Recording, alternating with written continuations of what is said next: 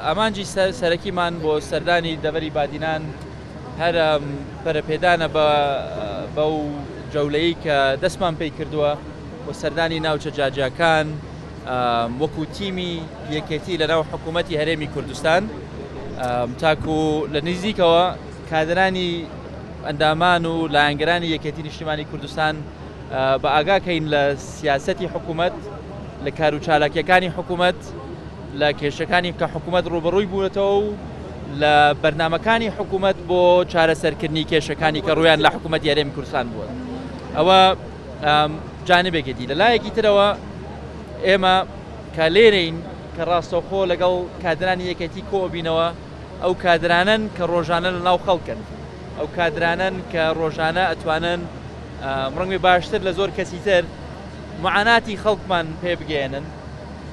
کەم و کورتیەکانی حکوومەتمان بە شێوازێکی تر پێ بگەێنن